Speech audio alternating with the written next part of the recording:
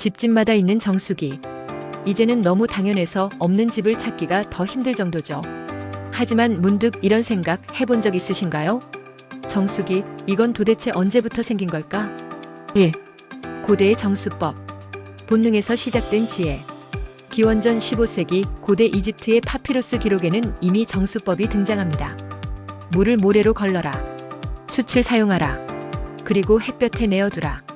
고대 이집트인들은 큰 항아리에 모래를 층층이 쌓아두고 그 위로 물을 흘려보내 불순물을 걸러냈습니다. 탁한 물을 그냥 마시는 대신 흙과 모래를 이용해 물을 정제하려 한 겁니다. 그리고 더 놀라운 건 숯의 활용이었습니다. 숯을 태워 만든 재를 물에 섞어두면 신기하게도 물맛이 좋아진다는 걸 알았죠. 숯은 표면이 미세한 구멍으로 가득한 다공성 물질이라 물속의 탁한 입자나 냄새 분자들을 흡착해 붙잡아버립니다. 오늘날 정수기의 핵심인 활성탄 필터와 똑같은 원리죠.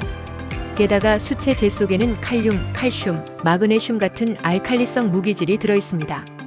이 성분들이 물에 조금씩 녹으면 산성을 중화시키고 은근한 미네랄 맛을 더해줍니다. 마치 우리가 일부러 미네랄 워터나 알칼리수를 찾아 마시는 것처럼요. 즉, 고대 이집트인들이 물맛이 좋아졌다고 느낀 건 실제로 불순물 제거, 잡내 흡착, 미네랄 보강이 동시에 작용했기 때문입니다. 과학을 몰랐던 시대에도 경험을 통해 지혜를 얻어낸 셈이죠. 이집트 사람들은 또 하나 흥미로운 사실을 알고 있었습니다.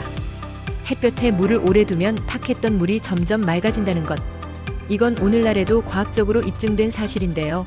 바로 태양의 자외선이 물속 세균을 죽여주기 때문입니다. 2. 인도와 그리스의 지혜. 고대 인도에서도 깨끗한 물에 대한 고민은 깊었습니다. 끓이기, 천으로 걸러내기, 심지어 씨앗을 넣어 탁한 물을 가라앉히는 방법까지 사용했습니다. 특히 몰린과 씨앗은 지금도 천연 정수제로 쓰이는데 물속의 부유물을 엉겨 붙게 해가라앉히는 효과가 있죠. 한편 고대 그리스의 철학자 아리스토텔레스도 비슷한 시기를 살며 이렇게 말했습니다. 물을 끓이거나 여과하면 더 순수해진다. 즉, 물을 단순히 하늘에서 주어진 자연의 선물로만 여긴 게 아니라 인간의 지혜로 가꾸고 다듬을 수 있다고 생각한 겁니다. 3. 현미경과 세균의 발견. 정수 개념의 혁명. 하지만 여전히 큰 한계가 있었습니다. 고대인들은 물을 눈에 보이는 탁함에서만 지키려 했습니다. 맑아 보이면 깨끗한 줄 알았던 거죠. 그러나 보이지 않는 위험, 바로 세균의 존재는 전혀 알지 못했습니다. 17세기 네덜란드의 안경장인 안토니 판 레이우엔훅. 그는 우연히 자신이 만든 렌즈를 활용해 세상에서 가장 작은 것들을 볼 수 있는 현미경을 발명했습니다. 어느 날 그는 우물물을 한 방울 떠서 렌즈 밑에 올려보았습니다. 그리고 경악했죠. 작은 동물들이 헤엄치고 있다. 그가 본 건 오늘날 우리가 세균이라 부르는 미생물이었습니다. 겉보기에 맑은 물조차 미세한 생명체로 가득 차 있었다는 사실은 당시 사람들에게 엄청난 충격이었습니다.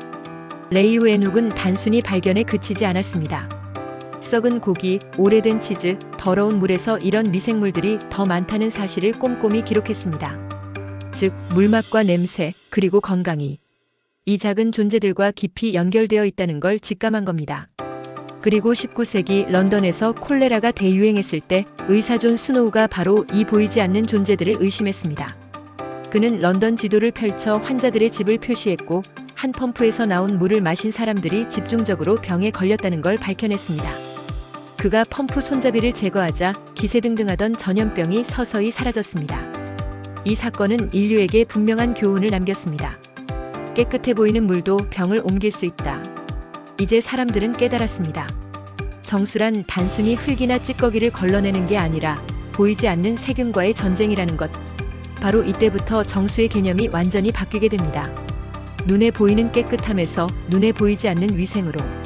4. 근대 정수기의 태동. 모래 여과와 도울턴 필터. 19세기 런던은 산업혁명으로 번성했지만 동시에 오염과 전염병의 도시였습니다. 하수와 오물이 템스강으로 흘러들었고 사람들은 그 물을 여전히 식수로 사용했습니다. 1854년 런던은 끔찍한 콜레라 대유행을 겪습니다.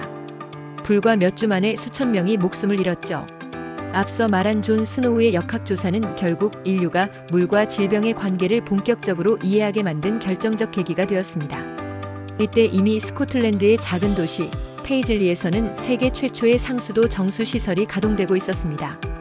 1804년에 세워진 이 시설은 거대한 저수지와 모래 여과지로 구성되어 시민들에게 비교적 깨끗한 물을 공급했습니다. 이후 런던, 파리, 뉴욕 등 대도시들도 앞다투어 정수시설을 세우며 깨끗한 물이 국가적 기반시설로 자리잡게 됩니다. 그러나 도시에서 수돗물이 공급되더라도 가정에 도착하는 과정에서 다시 오염되는 경우가 많았습니다. 그래서 사람들은 집안에서 물을 걸러낼 방법을 찾기 시작했습니다. 그때 등장한 것이 바로 도울턴 세라믹 필터였습니다. 영국의 도자기 회사 도울턴은 흙을 고온에서 구워 미세한 구멍을 가진 세라믹 필터를 개발했습니다. 물은 통과하지만 세균이나 불순물은 걸러내는 방식이었죠. 도울턴 필터는 곧 왕실과 군대, 함선, 심지어 아프리카와 아시아를 탐험하는 원정대까지 널리 퍼졌습니다. 탐험가들에게 정수기는 단순한 편의가 아니라 생존 장비였습니다. 깨끗한 물을 마실 수 있느냐 없느냐가 탐험의 성패를 좌우했으니까요.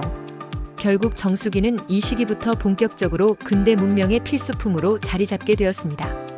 고대의 지혜, 현미경의 발견, 역학적 증거, 그리고 기술적 발명이 이어지며 비로소 오늘날 우리가 아는 정수기의 원형이 완성된 겁니다. 이상 무심코였습니다. 구독, 좋아요, 알림 설정 부탁드려요.